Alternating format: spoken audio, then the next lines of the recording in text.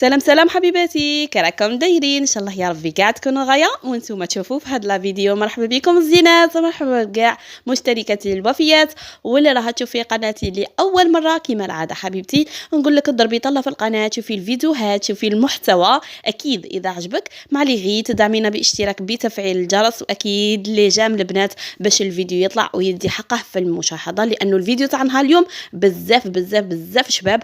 الوغ بارطاجوه لي في لي جروب فضلا وليس امرا. خلوا لي تعليق الحلوه كيما نتوما باش دائما تحمسوني تشجعوني ونزيد نجيب لكم جديد.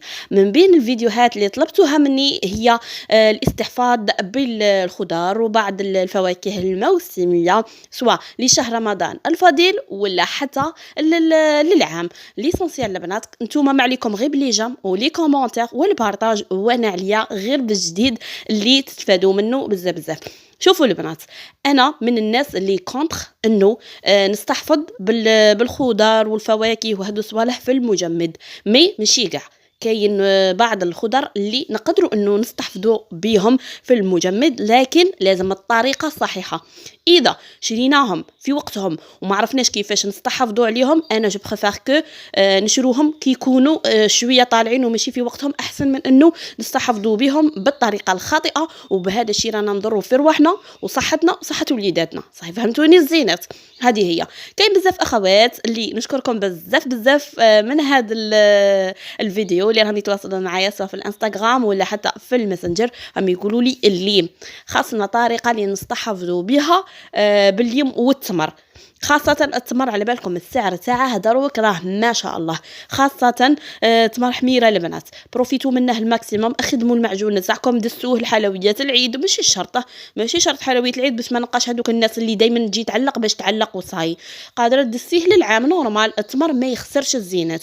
شوالا اذا بغيتي تدسيه في المجمد راه يفسد، لكن اذا استخدمتي الطريقه الصحيحه يبقى لك هو بلا ما يتبدل فيه والو. الحاجه اللي لازم نعرفوها البنات اختيار النوعيه المليحه تاع التمر، هذه حاجه الاولى.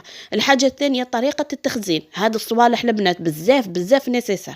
ليسونسيال كاين زوج طرق، كاين اللي تبغي تدس كيما نقولوا ولا تخزن التمر تاعها بالعرجون كيما هكا تقدبه وتقول لك باغي ندسها هكا عرجون. شوفي اذا كانت عندك مناسبه ولا كنتي محتاجاتها هكا عرجون دسيه، وسيرتو اذا كان عندك الوسع في الثلاجه تاعك. مي اذا ما كنتيش مضطره جو بريفير ديري الطريقه الثانيه. ليسونسيال انا غادي نعطيكم زوج طرق صحيحه اللي يبقى لكم التمر تاعكم اكثر من عام، هو ما يصرى له والو عن تجربه.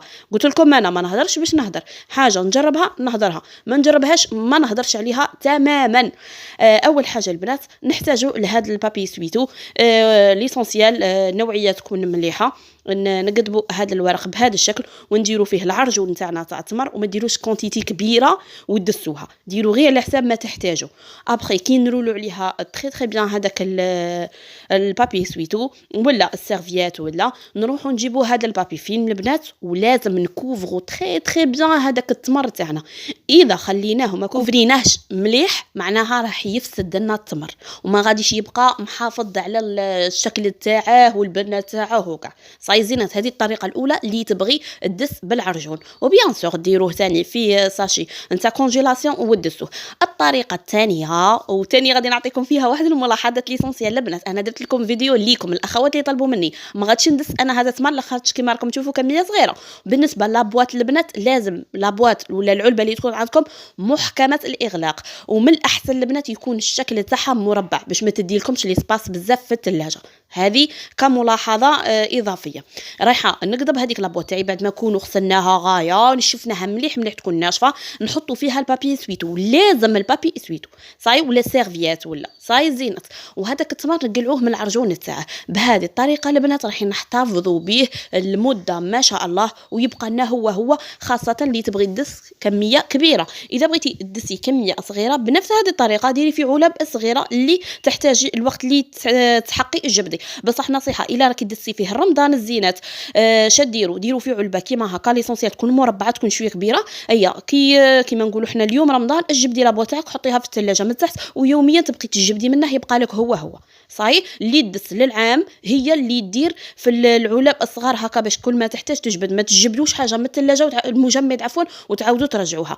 بالنسبه للبنات اللي على بالي غادي يسقسوني يقولوا لي علاه راكي تاكدي لنا على هذا البابي سافيات ولا الورق هذا تاع الورقه الماس وكاع. شوفوا البنات الدور تاعه انه يمتص لنا الرطوبه، لانه التمر كي غادي نخلوه البنات رايح يطلق هذيك الرطوبه تاعه. ونصيحه عمركم ما تغسلوا التمر وتروحوا تدسوه، التمر كيما تشريه دسيه ما تغسليه ما والو صاي الزينات. وديروا له هذاك الورق باش يمتص الرطوبه. من بعد درت له هذاك البابي فيلم باش نضمن الاحكام في الاغلاق، ومن بعد ندير الغلاق نتاع العلبه تاعي، وبهذه الطريقه نضمن انه يشد لي مده طويله بلا ما يصرى له والو. ليسونسيال نصيحتي لكم حاجه هذه بزاف مهمه، اذا اضطريتوا انه تدسوا اشياء كيما هكا في المجمد الزينات نهار اللي تجبدوه ما تعاودوش ترجعوا، لانه هذا هو المرض. نروحوا لثاني حاجه كنت طلبتوها مني اللي هي الليمون. الليمون راه الوقت تاعه الزينات، بصح على بالي واحد العفسه راح تدور في الفيسبوك ما كاش اللي مازال ما شافهاش، هي انه نستحفظوا بالليمون بطريقه واحده اخرى. هنا برك سمحوا لي بالنسبه للبابي الومنيوم ما كانش متوفر عندي باش نوري لكم، بصح غادي نهضر لكم نوضح لكم الفكره وانتم على بالي غادي تفهموني. شوفوا الزينات بزاف اللي راهم يقدبوا بابي الومنيوم تحط فيه حبه تاع الليم تاعها وترولي عليها وتولي كيما نقولوا مغلفه بالبابي الومنيوم وتدسها.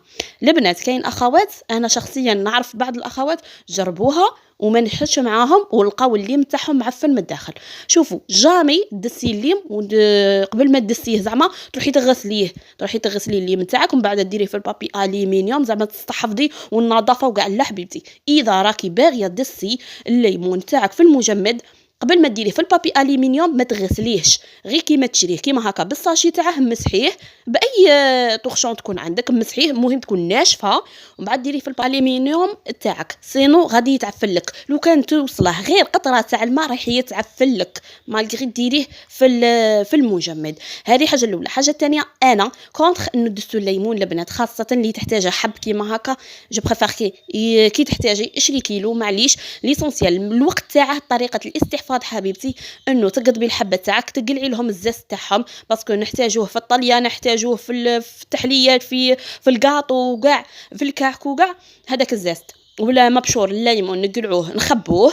وبالنسبه للدخلاني نعصروا الليم تاعنا ونديروهم في ليمول تاع السيليكون. كل ما نحتاجوا عصير الليمون نقوه متواجد عندنا ديروه البنات في مول تاع سيليكون دخلوه للمجمد كي يجمد لكم عاودوا ديمولوه البنات وعاودوا دسوه هكا يبقى محافظ لكم على الذوق تاعه. وهكا تضمنوا البنات هكا اونكا وحده فيكم تبغي دير الشربات وكاع ولا سينو اللي ما عندهاش السيليكون نو حبيبتي تقدري ديريه ثاني في هذوك الكيسان تاع الجيطابل ثاني غير تشوفيه جمد معاك عاودي ديموليه وديريه في لي بواط ونهار اللي تحتاجي ادي قدر ما تحتاجي واللي يبقى خليه في الثلاجه ما تقعديش تجبدي وتردي لانه هذا هو المرض بعينه. الى هنا حبوباتي كما راكم تشوفوا وصلنا لنهايه الفيديو تاع نهار اليوم. نتمنى انه تكونوا استفدتوا من هذا الفيديو ولو بالقليل. واكيد كل وحده في هذا الفيديو نقول لك راكي حاربه الزينه خلينا جام وبارطاجي لي الفيديو الماكسيموم محبباتك مع العائله باش تعمل فائده على الجميع وتعليق حلو كيما نتوما لانه التعاليق تاعكم هما اللي راهم يشجعوني ويحمسوني باش نزيد دائما نجيب لكم جديد. وراني موجدت لكم السلسله نتاع تحضيرات الشهر الفضيل الى لقيت الدعم راح نحطها لكم. ما بقى لي غير استودعكم الله الى فيديو اخر. سلام.